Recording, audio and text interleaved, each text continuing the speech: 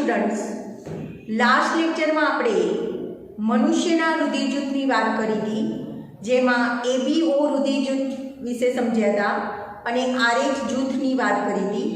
મનુષ્ય એના રુધિરમાં રક્તકણની સપાટી પર આવેલા એન્ટીજન A અને B તેમજ રુધિર રસમાં આવેલા એન્ટીબોડી સ્મોલ a અને સ્મોલ b ના આધારે મનુષ્યમાં ટોટલ 4 પ્રકારના રુધિર જૂથ જોવા મળે છે: A, B, AB અને O. તો મનુષ્યનું રુધિર જૂથ નક્કી કરતી વખતે રક્તકણની સપાટી પર રહેલા એન્ટીજન અને રુધિર રસમાં રહેલા એન્ટીબોડી એ ચેક કરવામાં આવે છે. એ બંનેની સંગતતા ચેક કરવામાં આવે છે અને પછી જ કોઈ વ્યક્તિ કોઈનું બ્લડ લઈ શકે છે.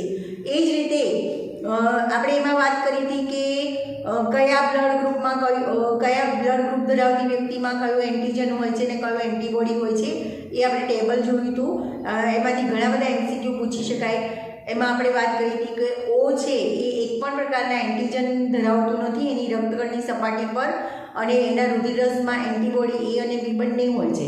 પણ O છે એ O રુધિર જૂથ ધરાવતી વ્યક્તિ બાકીના બધા જ રુધિર જૂથ ધરાવતી વ્યક્તિઓને બ્લડ આપી શકે છે, તો ઓને સર્વદાતા તરીકે ઓળખવામાં આવે છે. એ જ રીતે AB જે રુધિર જૂથ ધરાવતી વ્યક્તિ છે એના રુધિર રસમાં એકઈ એન્ટીબોડી હોતા જ નથી, એટલે એ દરેક વ્યક્તિ બીજા બધાનું રુધિર લઈ શકે છે. બધા જ રુધિર જૂથ ધરાવતા વ્યક્તિનું બ્લડ લઈ શકે છે. તો AB રુધિર જૂથ ધરાવતી વ્યક્તિને સર્વગ્રાહી કહેવાય છે.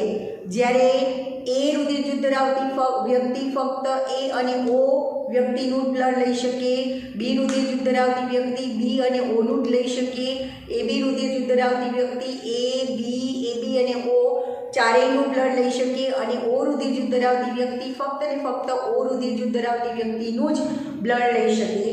એટલે કે ઓને સર્વદાતા કહેવાય છે, જ્યારે ABને સર્વગ્રાહી તરીકે ઓળખવામાં આવે છે. ત્યાર પછી આપણે વાત કરી હતી કે બીજા RH જૂથની.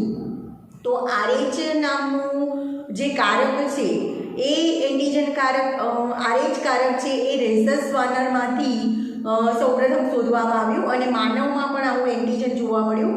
તો આ RH વ્યક્તિમાં હાજર છે કે નહીં એન્ટીજન, આ RH જે એન્ટીજન છે વ્યક્તિમાં હાજર છે કે નહીં એના આધારે એને 2 પ્રકારમાં વર્ગીકૃત કરાય. જો વ્યક્તિના રુધિરમાં RH હાજર હોય તો એને RH પોઝિટિવ કહેવાય છે, અને જો વ્યક્તિના રુધિરમાં RH ગેરહાજર હોય તો RH નેગેટિવ કહેવાય છે.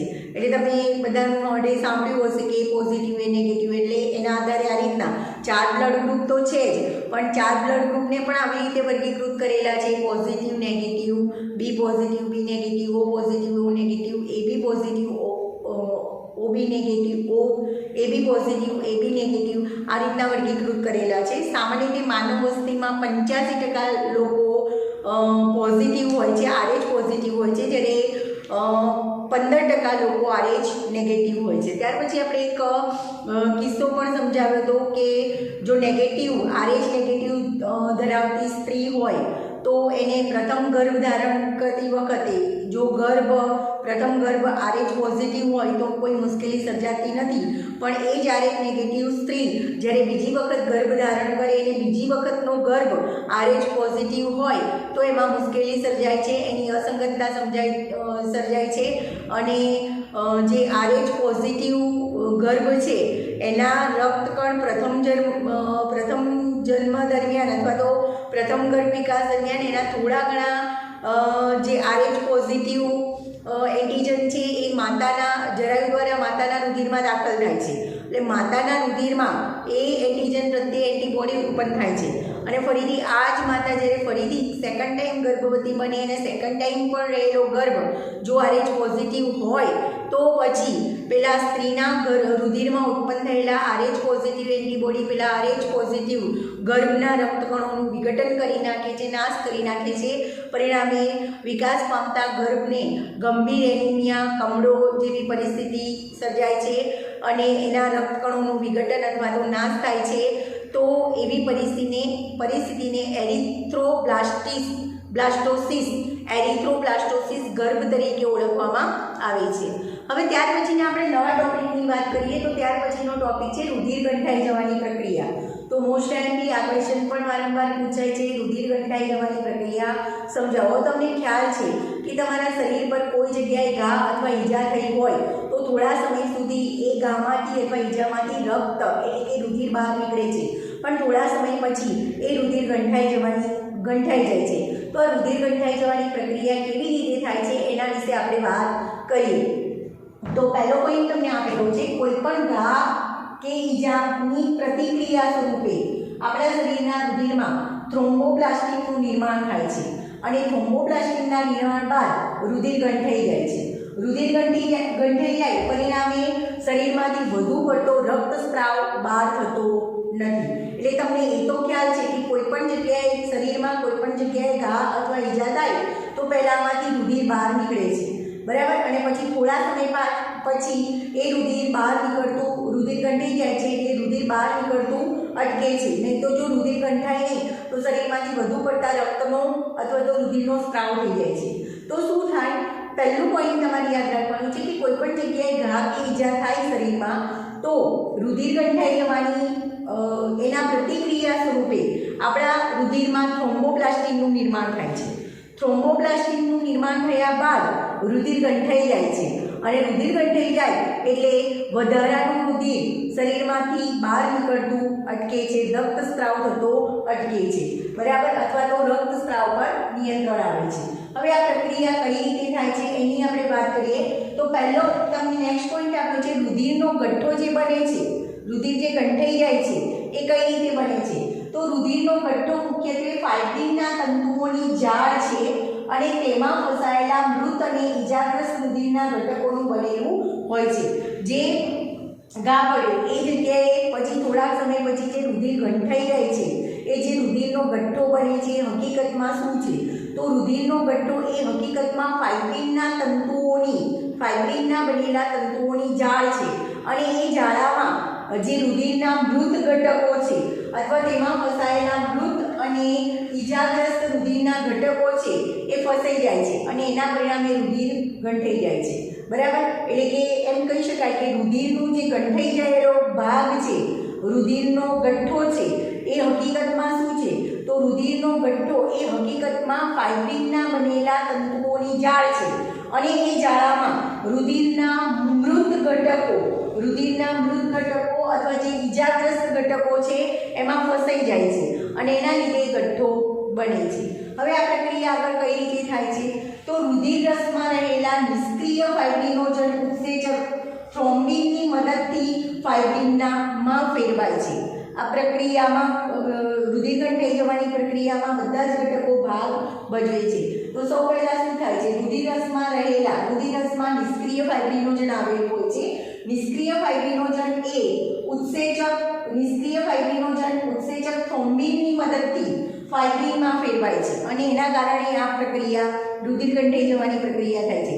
ફરીથી યાદ રાખજો, રુધિર ગંઠાઈ જવાની પ્રક્રિયા એમાં રુધિર રસમાં રહેલા નિષ્ક્રિય ફાઇબ્રિનોજન ઉત્સેચક થ્રોમ્બિનની મદદથી ફાઇબ્રિનમાં ફેરવાય છે. એ ફાઇબ્રિનના તંતુઓના જાળામાં પેલા મૃત ઘટકો ફસાઈ જાય છે અને પરિણામે રુધિર ગંઠાઈ જાય છે અને થ્રોમ્બિનનું નિર્માણ થાય છે. હવે આ થ્રોમ્બિનનું નિર્માણ કઈ રીતે થાય છે? આગળ આપણે વાત કરી કે નિષ્ક્રિય ફાઇબ્રિનોજન, પહેલો પોઈન્ટ આ યાદ રાખવાનો છે, રુધિર રસમાં રહેલા નિષ્ક્રિય ફાઇબ્રિનોજન એ ઉત્સેચક થ્રોમ્બિનની મદદથી ફાઇબ્રિનમાં ફેરવાય છે.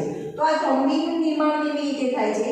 તો થ્રોમ્બિનનું નિર્માણ ઉત્સેચક સંકુલ થ્રોમ્બોકાઇનેઝની મદદથી પ્રોથ્રોમ્બિનમાંથી થાય છે. ટૂંકમાં એમ કહી શકાય કે પ્રોથ્રોમ્બિનમાંથી પહેલા થ્રોમ્બિન બને છે. શેની મદદથી? તો પ્રોથ્રોમ્બિનમાંથી થ્રોમ્બિનનું નિર્માણ થ્રોમ્બોકાઇનેઝ નામના ઉત્સેચકની મદદથી થાય છે અને ત્યાર પછી એ થ્રોમ્બિન ઉત્સેચક એ નિષ્ક્રિય ફાઇબ્રિનોજનને ફાઇબ્રિનમાં ફેરવે છે અને પછી એ તંતુમય જાળામાં પેલા મૃત ઘટકો ફસાઈ જાય અને રુધિર ગંઠાઈ જાય છે. ફરીથી યાદ રાખજો, આમાં પહેલો ટોપિક યાદ રાખવાનો છે, જે થ્રોમ્બિનનું નિર્માણ થાય છે એ થ્રોમ્બિનનું નિર્માણ પ્રોથ્રોમ્બિનમાંથી થ્રોમ્બોકાઇનેઝ ઉત્સેચકની હાજરીમાં પ્રોથ્રોમ્બિનમાંથી, ફરીથી પોઈન્ટ યાદ રાખજો, થ્રોમ્બોકાઇનેઝ ઉત્સેચકની હાજરીમાં પ્રોથ્રોમ્બિનમાંથી થ્રોમ્બિનનું નિર્માણ થાય છે અને એ થ્રોમ્બિન ઉત્સેચકની હાજરીમાં નિષ્ક્રિય ફાઇબ્રિનોજન એ ફાઇબ્રિનમાં ફેરવાય છે, સક્રિય ફાઇબ્રિનમાં ફેરવાય છે. આ 3 સ્ટેપ આગળ આપણે ફરીથી સમજીએ છીએ, પણ આ બધી જ પ્રક્રિયા થાય છે જેના કારણે રુધિર ગંઠાઈ જાય છે. તો અહીંયા આખી પ્રોસેસ આપેલી છે કે સૌ પહેલા પ્રોથ્રોમ્બિનમાંથી થ્રોમ્બોકાઇનેઝ ઉત્સેચકની મદદથી થ્રોમ્બિનનું નિર્માણ થાય છે. યાદ રાખજો, થ્રોમ્બિનનું નિર્માણ કઈ રીતે થાય છે? તો પ્રોથ્રોમ્બિનમાંથી થ્રોમ્બોકાઇનેઝ ઉત્સેચકમાં રુધિર ગંઠાવાની પ્રક્રિયા 3 સ્ટેપ છે. 3 સ્ટેપમાં પ્રક્રિયા આવે છે કે પ્રોથ્રોમ્બિનમાંથી થ્રોમ્બોકાઇનેઝ ઉત્સેચકની મદદથી થ્રોમ્બિનનું નિર્માણ થાય છે અને થ્રોમ્બિન ઉત્સેચકની હાજરીમાં નિષ્ક્રિય ફાઇબ્રિનોજન એ સક્રિય ફાઇબ્રિનમાં ફેરવાય છે. સક્રિય ફાઇબ્રિન એટલે તંતુમય જાળો, જેમાં પેલા રુધિરના ઘટકો, મૃત ઘટકો અથવા ઈજાગ્રસ્ત ભાગ ફસાઈ જાય છે અને રુધિર ગંઠાઈ જાય છે, રુધિરનો ગઠ્ઠો બને છે. તો આ રીતે રુધિર જામી જવાની પ્રક્રિયા થાય છે. તો ફરીથી યાદ રાખજો, રુધિર જામી જવાની પ્રક્રિયા 3 સ્ટેપ છે. પહેલા તો પ્રોથ્રોમ્બિનમાંથી થ્રોમ્બોકાઇનેઝની મદદથી થ્રોમ્બિનનું નિર્માણ થાય છે. થ્રોમ્બિન ઉત્સેચકની હાજરીમાં નિષ્ક્રિય ફાઇબ્રિનોજન એ સક્રિય ફાઇબ્રિન એટલે કે તંતુમય જાળામાં ફેરવાય છે અને એ તંતુમય જાળામાં પેલા રુધિરના મૃત ઘટકો, રુધિરના ઘટકો કે જે ઈજાગ્રસ્ત ઘટકો છે ફસાઈ જાય છે અને પરિણામે રુધિર ગંઠાઈ જાય છે. ત્યાર પછી આ જે સંકુલ જે બને છે, આખી પ્રક્રિયા થાય છે એ આ ઉત્સેચક, આ સંકુલ અનેક ઉત્સેચકીય પ્રક્રિયા તેમજ રુધિર રસના નિષ્ક્રિય રીતે રહેલા અનેક ઘટકોની પ્રક્રિયાઓના પરિણામે બને છે. આખી પ્રક્રિયા થાય છે ને, જે પ્રોથ્રોમ્બિનમાંથી થ્રોમ્બોકાઇનેઝ ઉત્સેચકની મદદથી થ્રોમ્બિન બને છે. થ્રોમ્બિનમાં ઉત્સેચકની હાજરીમાં નિષ્ક્રિય ફાઇબ્રિનોજન થ્રોમ્બિનમાં ફેરવાય છે. એ ઘણા બધા ઉત્સેચકીય ઘટકો દ્વારા અથવા ઘણી બધી ઉત્સેચકીય પ્રક્રિયાઓ દ્વારા અને પ્લસ રુધિર રસમાં રહેલા અનેક નિષ્ક્રિય રીતે રહેલા અનેક ઘટકોની મદદથી આ પ્રક્રિયા થાય છે. તો આવા રુધિર રસમાં કયા કયા ઘટકો રહેલા છે એ તમને ડિટેલમાં આપેલું નથી, એ આપણે ડિટેલમાં સમજીશું, જે તમને નીટમાં ઉપયોગી બની રહેશે. હવે બીજી વસ્તુ, બીજું કોઈ યાદ રાખજો કે ઘા અથવા વાગવાના કારણે જે ત્રાક કણ છે, આપણે જ્યારે ઘા પડે અથવા તો ઈજા થાય અથવા તો વાગે ત્યારે ત્રાક કણ છે એટલે કે રુધિર કણિકાઓ, ત્રાક કણ અથવા તો રુધિર કણિકાઓ એ ઉત્તેજિત થાય છે અને રુધિરમાં ચોક્કસ પ્રકારના ઘટકો મુક્ત કરે છે, જે પણ રુધિર ગંઠાઈ જવાની ક્રિયામાં અગત્યનો ભાગ ભજવે છે અથવા તો મહત્વનો ભાગ ભજવે છે. રુધિર ગંઠાવાની પ્રક્રિયામાં આ મુખ્ય પ્રક્રિયા તો થાય જ છે. ફરીથી વારંવાર બોલું છું, પ્રોથ્રોમ્બિનમાંથી થ્રોમ્બોકાઇનેઝ ઉત્સેચકની મદદથી થ્રોમ્બિન બને છે. થ્રોમ્બિન ઉત્સેચક એ નિષ્ક્રિય ફાઇબ્રિનોજનને ફાઇબ્રિનમાં ફેરવે છે અને તંતુમય જાળામાં ફેરવે છે અને એમાં બધા ઘટકો ફસાઈ જઈ અને રુધિર ગંઠાઈ જાય છે. બરાબર. એ સિવાય જ્યારે ઘા પડે અથવા વાગે અથવા તો ઈજા થાય એ સમય દરમિયાન આપણા રુધિરમાં રહેલી ત્રાક કણિકાઓ અથવા તો રુધિર કણિકાઓ ઉત્તેજિત થાય છે અને ઉત્તેજિત થઈ અને કેટલાક સક્રિય કારકો અથવા તો ચોક્કસ રુધિરમાં ચોક્કસ ઘટકો મુક્ત કરે છે અને એ ઘટકો પણ રુધિર ગંઠાઈ જવાની ક્રિયામાં અગત્યનો ભાગ ભજવે છે. તો ત્રાક કણિકા દ્વારા ઉત્પન્ન થતા ત્રાક કણિકા ઉત્તેજિત થઈ અને જે રુધિરમાં ઘટકો મુક્ત કરે છે એ તો રુધિર ગંઠાઈ જવાની ક્રિયામાં અગત્યનો ભાગ ભજવે છે. સાથે સાથે આ પ્રક્રિયા પણ રુધિર ગંઠાઈ જવાની ક્રિયામાં અગત્યનો ભાગ ભજવે છે. બીજું, રુધિર ગંઠાવામાં કેલ્શિયમ પણ મહત્વનો ભાગ ભજવે છે. એટલે કે કેલ્શિયમ જે ઘટક છે, કેલ્શિયમ ખનિજ તત્વ છે, એ પણ રુધિર ગંઠાઈ જવાની ક્રિયામાં અગત્યનો ભાગ ભજવે છે. આ જે રુધિર ગંઠાઈ જવાની પ્રક્રિયા છે એને 3 તબક્કામાં વિભાજિત કરવામાં આવેલી છે, જે તમને ડિટેલમાં તમારી ટેક્સ્ટબુકમાં આપેલું નથી અને કયા કારકો એમાં ભાગ ભજવે છે એ પણ નથી આપ્યું, પણ એ તમને નીટ માટે ઉપયોગી બની રહેશે એટલે હું તમને સમજાવું છું કે રુધિર ગંઠાઈ જવાની પ્રક્રિયા એને 3 તબક્કામાં ડિવાઈડ કરવામાં આવેલી છે. રુધિર ગંઠાઈ જવાની પ્રક્રિયા એને 3 તબક્કામાં ડિવાઈડ કરવામાં આવેલી છે. પહેલો તબક્કો છે એને થ્રોમ્બોપ્લાસ્ટિકનું નિર્માણ કહેવાય, બીજા તબક્કામાં થ્રોમ્બિનનું નિર્માણ થાય છે અને ત્રીજા તબક્કામાં ફાઇબ્રિનનું નિર્માણ થાય છે. ફરીથી યાદ રાખજો, રુધિર ગંઠાઈ જવાની પ્રક્રિયામાં 3 તબક્કાઓનો સમાવેશ થાય છે, જેમાં પ્રથમ તબક્કામાં થ્રોમ્બોપ્લાસ્ટિકનું નિર્માણ થાય છે, બીજા તબક્કામાં થ્રોમ્બિનનું નિર્માણ થાય છે અને ત્રીજા તબક્કામાં ફાઇબ્રિનનું નિર્માણ થાય છે. આ ત્રણેય તબક્કા તમને અહીંયા ચાર્ટ સ્વરૂપે આપ્યા છે. રુધિર ગંઠાઈ જવાની, વારંવાર બોલું છું, રુધિર ગંઠાઈ જવાની પ્રક્રિયામાં 3 તબક્કાનો સમાવેશ થાય છે, જેમાં પહેલા તબક્કામાં થ્રોમ્બોપ્લાસ્ટિનનું નિર્માણ થાય છે. બીજા તબક્કામાં કેલ્શિયમની હાજરીમાં પ્રોથ્રોમ્બિનમાંથી થ્રોમ્બિનનું નિર્માણ થાય છે. બીજા તબક્કામાં કેલ્શિયમની હાજરીમાં પ્રોથ્રોમ્બિનમાંથી થ્રોમ્બિન બને છે અને ત્રીજા તબક્કામાં થ્રોમ્બિનની હાજરીમાં, થ્રોમ્બિન ઉત્સેચકની હાજરીમાં નિષ્ક્રિય ફાઇબ્રિનોજન સક્રિય ફાઇબ્રિનમાં ફેરવાય છે. બરાબર? તો 3 તબક્કા થયા. પહેલા થ્રોમ્બોપ્લાસ્ટિનનું નિર્માણ, બીજું થ્રોમ્બિનનું નિર્માણ અને ત્રીજું ફાઇબ્રિનનું નિર્માણ. ફરીથી યાદ રાખજો, રુધિર ગંઠાઈ જવાની પ્રક્રિયામાં 3 તબક્કાનો સમાવેશ થાય છે, જેમાં પ્રથમ તબક્કામાં થ્રોમ્બોપ્લાસ્ટિનનું નિર્માણ થાય છે. બીજા તબક્કામાં કેલ્શિયમની હાજરીમાં પ્રોથ્રોમ્બિનમાંથી થ્રોમ્બિન બને છે. હવે પ્રોથ્રોમ્બિનમાંથી થ્રોમ્બિન બને ત્યારે કેલ્શિયમ હાજર હોય છે અને એના માટે થ્રોમ્બોકાઇનેઝ ઉત્સેચક જવાબદાર છે. એ આપણે અહીંયા સમજાવ્યું. પ્રોથ્રોમ્બિનમાંથી થ્રોમ્બિન બને છે ત્યારે કેલ્શિયમ તો જવાબદાર છે જ, પણ એની સાથે સાથે થ્રોમ્બોકાઇનેઝ ઉત્સેચક પણ જવાબદાર છે. બરાબર?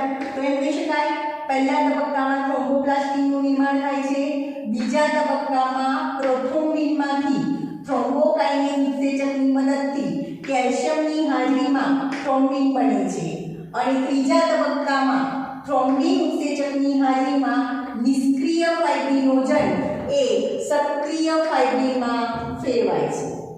બરાબર? હવે આ જે પ્રક્રિયા છે એ રુધિર જામી જવાની પ્રક્રિયાના 3 સ્ટેપ છે એ તમને સમજાવ્યા. પહેલા તબક્કામાં થ્રોમ્બોપ્લાસ્ટિનનું નિર્માણ થાય છે, બીજા તબક્કામાં પ્રોથ્રોમ્બિનમાંથી થ્રોમ્બોકાઇનેઝ ઉત્સેચકની મદદથી કેલ્શિયમની હાજરીમાં થ્રોમ્બિન બને છે, ત્રીજા તબક્કામાં થ્રોમ્બિન ઉત્સેચકની હાજરીમાં નિષ્ક્રિય ફાઇબ્રિનોજન સક્રિય ફાઇબ્રિનમાં ફેરવાય છે. એ સિવાય રુધિર જામી જવાની ક્રિયામાં કેટલાક કારકો મહત્વનો ભાગ ભજવે છે, જેને રોમન અંક વડે દર્શાવવામાં આવ્યા છે. એના સામાન્ય નામ પણ આપેલા છે અને એનો સક્રિય કારક પણ કોષ્ટકમાં તમને બતાવ્યો છે. તો આ જે સ્ટેપ તમને આપેલા છે અને આ જે કોષ્ટકમાં રુધિર ગંઠાઈ જવાની ક્રિયામાં જરૂરી કારકો આપેલા છે, એ કારકોના નામ તમને નીટ માટે ઉપયોગી બની રહેશે. આ એક્સ્ટ્રા માહિતી છે જે તમારી એનસીઈઆરટી બુકમાં આપેલી નથી. તો આગળ આપણે વાત કરી કે રુધિર ગંઠાઈ જવાની ક્રિયામાં 3 તબક્કા અગત્યનો ભાગ ભજવે છે. થ્રોમ્બોપ્લાસ્ટિનનું નિર્માણ, પહેલા તબક્કામાં થ્રોમ્બોપ્લાસ્ટિનનું નિર્માણ થાય છે, બીજા તબક્કામાં થ્રોમ્બિનનું નિર્માણ થાય છે અને ત્રીજા તબક્કામાં ફાઇબ્રિનનું નિર્માણ થાય છે.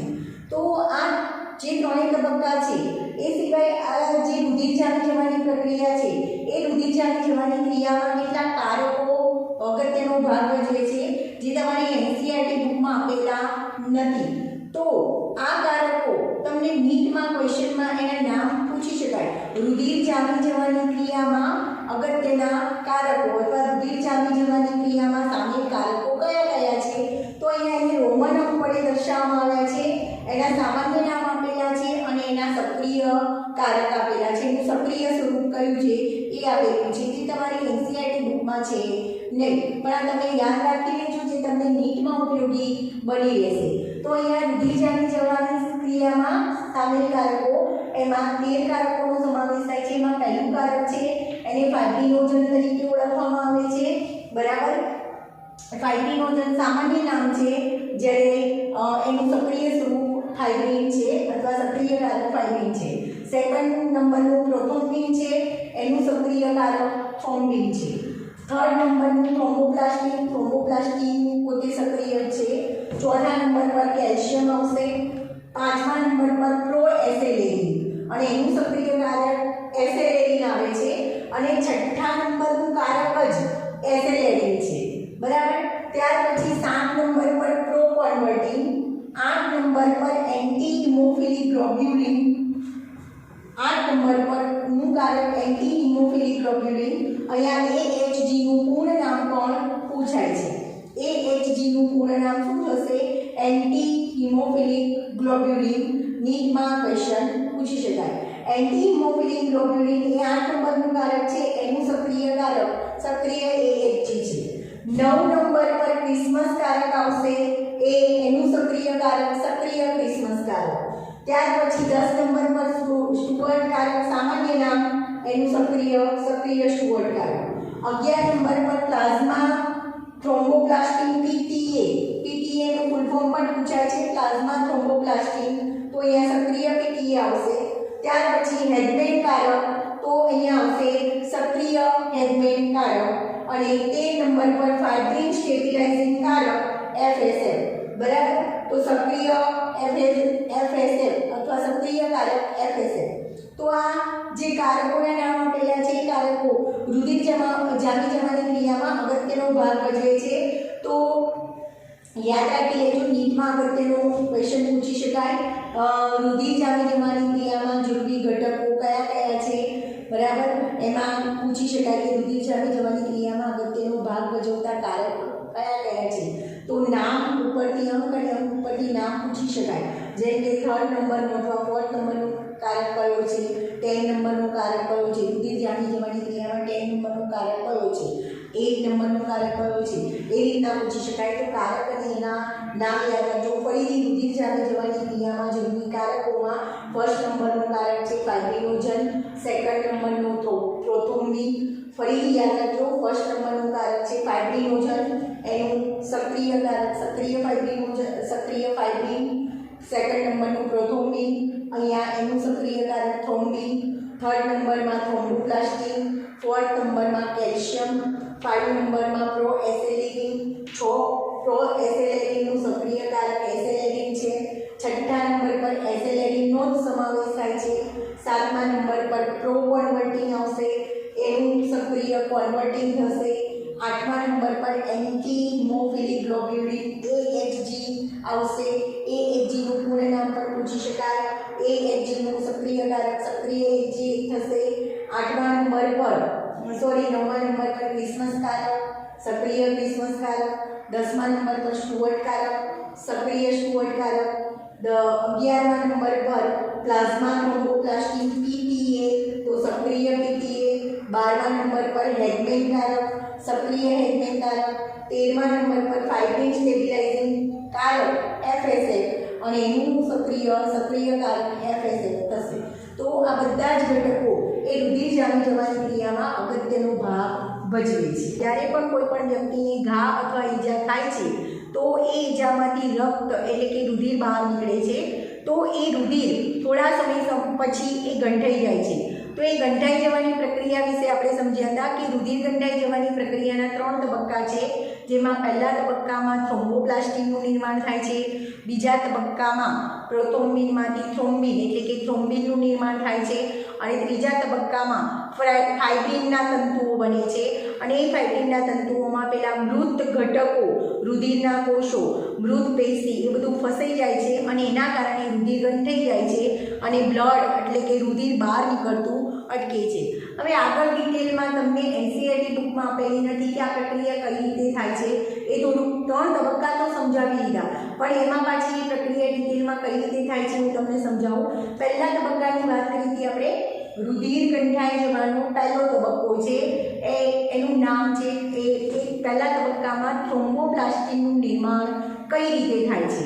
તો આમાં જે પહેલો તબક્કો છે, પહેલા તબક્કામાં થ્રોમ્બોપ્લાસ્ટિનનું નિર્માણ થાય છે. ફરી કહું છું, આ માહિતી તમારી NCERT બુકમાં આપેલી નથી. વધારાના માહિતી તરીકે તમને નીટ માટે ઉપયોગી બની રહે એટલા માટે હું આ તમને થિયરી સમજાવું છું. તો પહેલા તબક્કામાં રુધિર જામી જવાની પ્રક્રિયામાં પહેલા તબક્કામાં થ્રોમ્બોપ્લાસ્ટિનનું નિર્માણ થાય છે. તો આ તબક્કામાં જે પહેલા તબક્કામાં થ્રોમ્બોપ્લાસ્ટિનનું નિર્માણ થાય છે, એ થ્રોમ્બોપ્લાસ્ટિનનું નિર્માણ 2 માર્ગ ધરાવે છે. કયા 2 માર્ગ ધરાવે છે અથવા 2 માર્ગ દ્વારા થ્રોમ્બોપ્લાસ્ટિનનું નિર્માણ થાય છે. પહેલો માર્ગ છે આંતરિક માર્ગ. હવે આંતરિક માર્ગમાં શું થાય છે? તો આ માર્ગના જે કારકો છે એ કારકો રુધિર રસમાંથી ઉત્પન્ન થાય છે. રુધિર રસમાંથી ઉત્પન્ન થઈ અને પછી એ કારકો રુધિરરસમાંથી ઉત્પન્ન થઈ અને થ્રોમ્બોપ્લાસ્ટિનનું નિર્માણ કરે છે.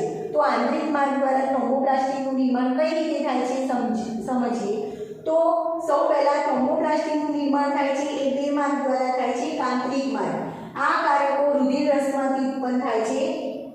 રુધિર જ્યારે નુકસાન પામેલી પેશીના સંપર્કમાં આવે છે, બ્લડ એટલે કે રુધિર જ્યારે નુકસાન પામેલી પેશીના સંપર્કમાં અથવા ઘા કે ઈજા પામેલી પેશીના સંપર્કમાં આવે છે ત્યારે હેગમેન કારક, જે 12 નંબરનું કારક છે હેગમેન કારક, એ સક્રિય થાય છે.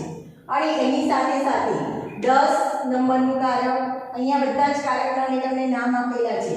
10 નંબર મતલબ સ્ટુઅર્ટ કારક, પછી 9 નંબર મતલબ ક્રિસમસ કારક, પછી AHG એટલે કે 8 નંબરનું એન્ટી હિમોફિલિક ગ્લોબ્યુલિન કારક, પ્લસ ફોસ્ફોલિપિડ અને પ્લસ કેલ્શિયમના નિર્માણ સાથે અંત પામે છે. મતલબ કે પહેલા કઈ પ્રક્રિયા થાય છે, તો રુધિર એ ઘાવાળી આંતરિક માર્ગ દ્વારા થ્રોમ્બોપ્લાસ્ટિનનું નિર્માણ કઈ રીતે થાય છે, તો જ્યારે રુધિર જ્યારે ઈજા પામેલી પેશીના સંપર્કમાં આવે છે તો સૌ પહેલાં રુધિરમાં રહેલા હેગમેન કારક એટલે કે 12 નંબરનું જે કારક છે સક્રિય થાય છે. અને એની સાથે સાથે 10 નંબરનું, 9 નંબરનું અને 8 નંબરનું, બરાબર, 10 નંબરનું સ્ટુઅર્ટ કારક, 9 નંબરનું ક્રિસમસ કારક અને AHG 8 નંબરનું anti haemophilic globulin plus phospholipid plus calcium, એનું આખું એક સંકુલ બને છે.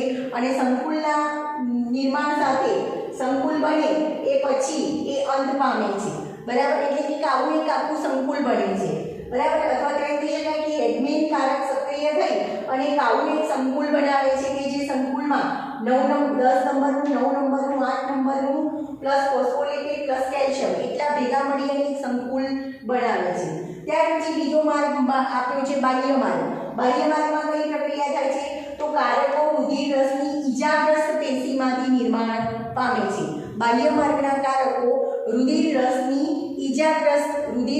જે ઈજાગ્રસ્ત પેશી છે એમાંથી નિર્માણ પામે છે. તો એમાં ફોસ્ફોલિપિડની સાથે 7મા નંબરનું કારક જોડાય અને 10 નંબરનું ઉત્તેજક સંકુલ બનાવે છે. હવે આ 10 નંબરનું ઉત્તેજક સંકુલ શું કરે છે, બાહ્ય માર્ગમાં ના કારકો રુધિરરસની ઈજાગ્રસ્ત પેશીમાંથી નિર્માણ પામે છે. એમાં ફોસ્ફોલિપિડ પ્લસ 7 નંબરનું કારક એટલે કે પ્રો કન્વર્ટિન એની સાથે જોડાય અને 10 નંબરનું ઉત્તેજક સંકુલ બનાવે છે. હવે આ 10 ઉત્તેજક સંકુલ છે એ સ્ટુઅર્ટ કારક 10 ને સક્રિય કરે છે. આ સક્રિય કારક 10 એ પ્રોએસેલેરિન, ફોસ્ફોલિપિડ અને કેલ્શિયમ સાથે સંકુલ બનાવી અને થ્રોમ્બોપ્લાસ્ટિનનું નિર્માણ કરે છે. તો બાહ્ય માર્ગ દ્વારા થ્રોમ્બોપ્લાસ્ટિનનું નિર્માણ કેવી રીતે થાય છે એ પણ તમને અહીંયા થિયરીમાં આપેલું છે કે ફોસ્ફોલિપિડ સાથે બાહ્ય માર્ગના કારકો રુધિરરસની ઈજાગ્રસ્ત પેશીમાંથી ઉત્પન્ન થાય. એમાં ફોસ્ફોલિપિડની સાથે 7મા નંબરનું કારક એટલે કે પ્રોકન્વર્ટિન જોડાય 10 નંબરનું ઉત્તેજક સંકુલ બનાવે છે. એ 10 નંબરનું ઉત્તેજક સંકુલ સ્ટુઅર્ટ કારક 10 ને સક્રિય કરવાનું કામ કરે છે. એ સક્રિય કારક એટલે કે સ્ટુઅર્ટ કારક એ પ્રોએસેલેરિન 5 નંબરને સક્રિય કરે છે. એની સાથે ફોસ્ફોલિપિડ અને કેલ્શિયમ સાથે જોડાય અને સંકુલ બનાવી અને થ્રોમ્બોપ્લાસ્ટિનનું નિર્માણ થાય છે. તો આ બંને જે માર્ગ આપ્યા છે, આંતરિક માર્ગ અને બાહ્ય માર્ગ, આ બંને માર્ગ દ્વારા થ્રોમ્બોપ્લાસ્ટિનનું નિર્માણ થાય છે. એટલે કે પહેલો તબક્કો થ્રોમ્બોપ્લાસ્ટિન બને છે. હવે બીજા તબક્કામાં તમને સમજાવ્યું એ જ રીતે થ્રોમ્બોપ્લાસ્ટિનની હાજરીમાં પ્રોથ્રોમ્બિનમાંથી થ્રોમ્બિનનું નિર્માણ થાય છે. ફરીથી સમજાવ્યું, પહેલા તબક્કામાં થ્રોમ્બોપ્લાસ્ટિનનું નિર્માણ થાય છે. તો આ થ્રોમ્બોપ્લાસ્ટિનનું નિર્માણ કયા બે માર્ગ દ્વારા થાય છે એ અહીંયા તમને સમજાવ્યું, આંતરિક માર્ગ દ્વારા અને બાહ્ય માર્ગ દ્વારા. બીજા તબક્કામાં શું થશે, તો થ્રોમ્બોકાઇનેઝ ઉત્સેચકની હાજરીમાં પ્રોથ્રોમ્બિનમાંથી થ્રોમ્બિન બને છે.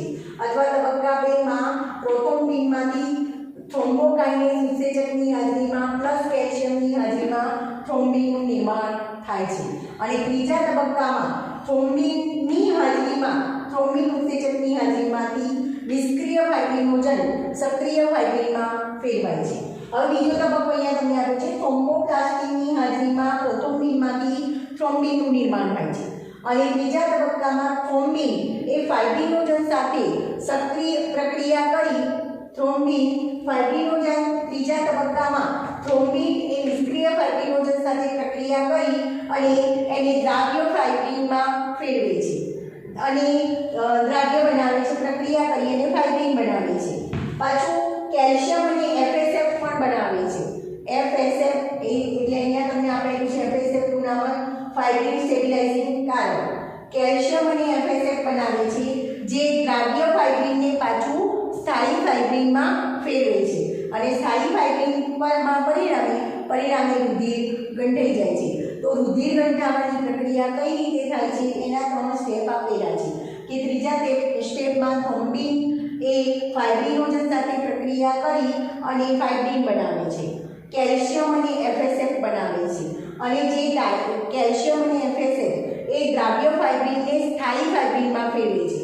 સ્થાયી ફાઇબ્રિન એટલે કે તંતુમય જાળું, અને એ તંતુમય જાળામાં પેલા બધા જ ઈજાગ્રસ્ત રુધિર ઘટકો ભરાઈ જઈ અને રુધિર ગંઠાઈ જવાની પ્રક્રિયા થાય છે, એટલે કે રુધિરની ગાંઠનું નિર્માણ થાય છે. તો આખી પ્રોસેસ તમને રુધિર ગંઠાઈ જવાની પ્રક્રિયા આપેલી છે. થોડી ઘણી માહિતી તમને એક્સ્ટ્રા નીટ માટે સમજાવી, તો એ નીટ માટે યાદ રાખજો કે રુધિર ગંઠાઈ જવાની પ્રક્રિયા કઈ રીતે થાય છે. અને જે ટેબલ આપેલું છે એ ટેબલ તમારે નીટ માટે એમાં જે કારકોના નામ આપેલા છે, કારકોના નામ ઉપરથી અંક અને અંક ઉપરથી નામ એ તમારે યાદ રાખવાના છે, જે એમાંથી નીટમાં ક્વેશ્ચન પૂછી શકાય.